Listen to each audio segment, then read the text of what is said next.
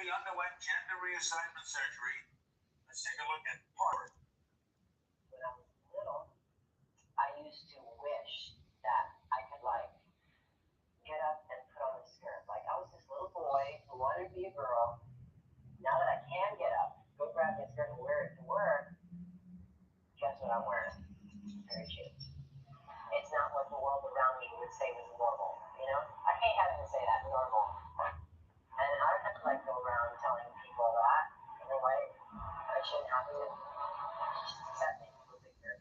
Technically, pizza's healthy because it got meat, and you want to get that fruit and vegetables. Like, I'm upset that she took away a father, but in return, that she gave me another parent, a better parent for me. Some of my family did not agree with my decision. You know, they were uncomfortable with it. Some of them are still uncomfortable with it. But they're willing to accept it. Is it great? One of their great friends? And our love is unconditional.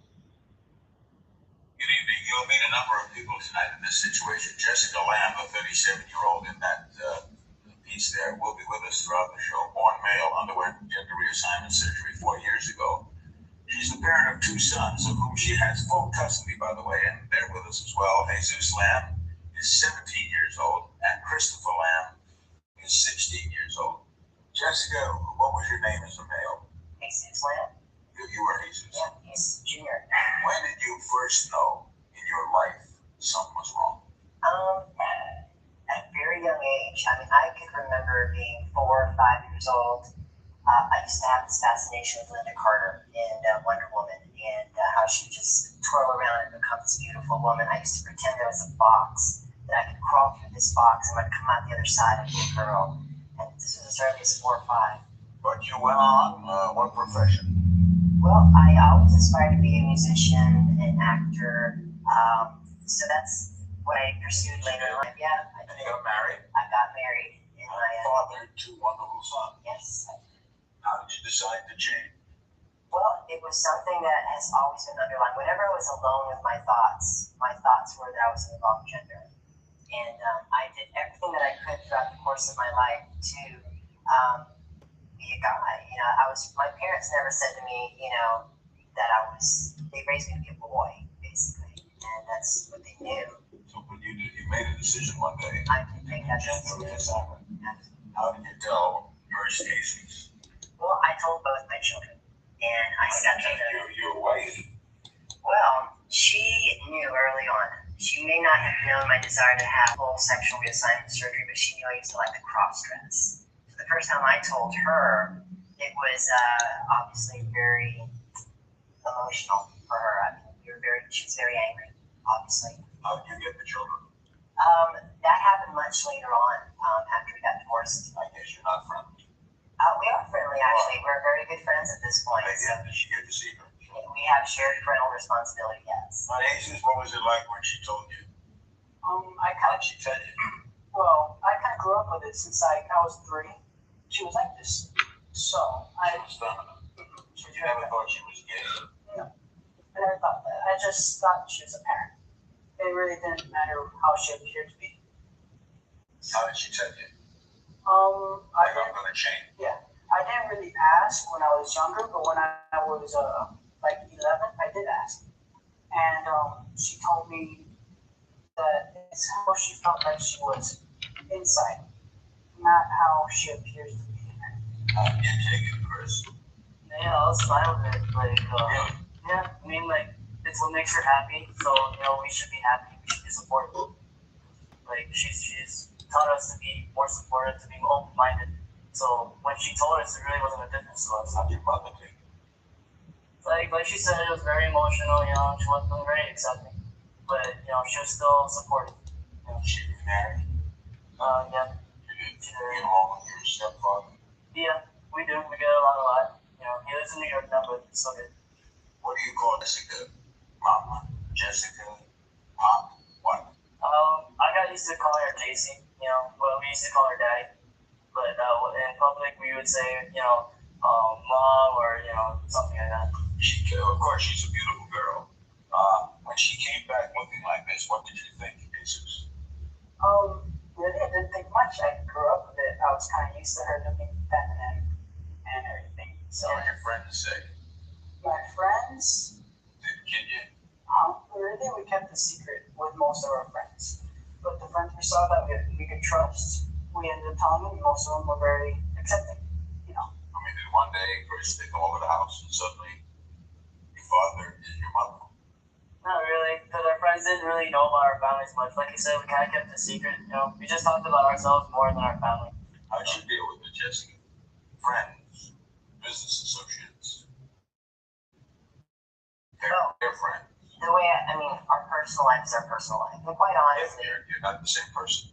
no, well, actually, I am the same person. I may look different, you know, That's what but I mean. I'm still the same parent they've always known. I've raised my kids to believe that there's all kinds of different people in this world. You've got tall, short, fat, skinny, black, white. There's all kinds of, realities and other lives. As long as they're good people at heart, that's what really matters. That's how I've raised them to be, just to be open-minded, to be, accepting of others. This makes it sound like everything was hunky-dory. Everything was hunky-dory, really. I mean, not without its problems, of course. You know, there was an issue in middle school where a kid came to find out that they had a transgender parent, and that became a gossip around school.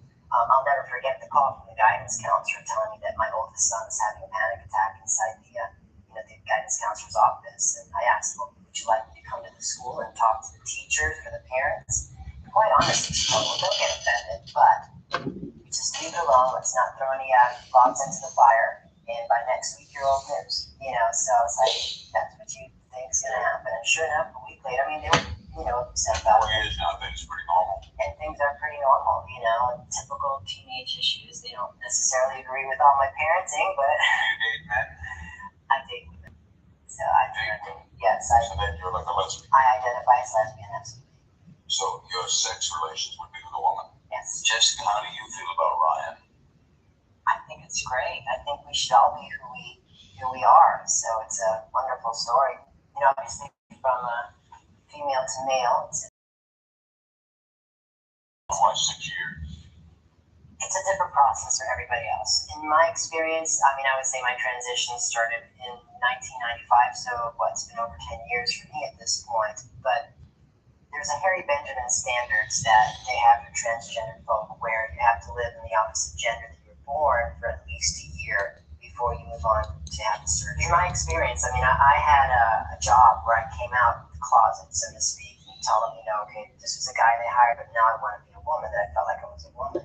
I wasn't let go from that position, thankfully, and I was just shunned that something like that happened to somebody. Hard to come out, Jessica? Come out in public. Not really. You just got to be yourself, really. That's all we can do with our lives is be who you are. I told her, Mom, I wish sometimes I would have been born a girl. She said to me, okay. And this is what and she said to me, I had a son and not a daughter. It's hard to accept that you have a boy and it's not going to be a girl.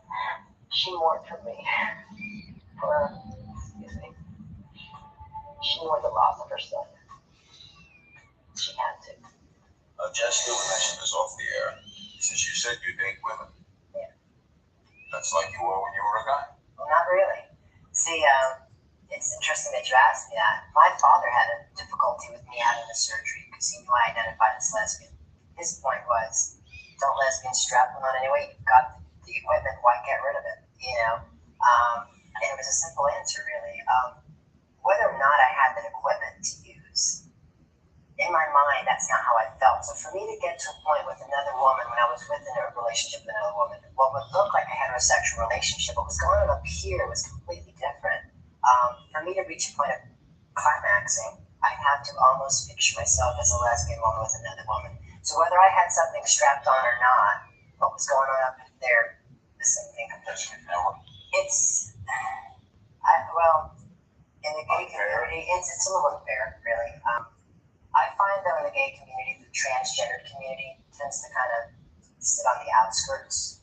It's exclusive a club that the gay community is sometimes. The gay don't like you. Exactly. Why? I don't know to answer that reason why. Maybe because I was born differently. I don't know. That's a really good question to ask.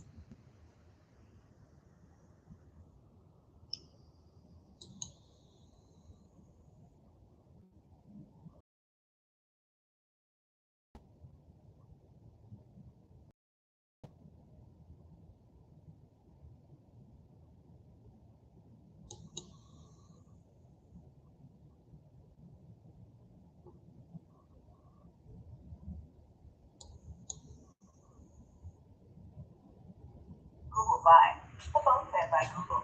Save big on the new Samsung Galaxy S22 series.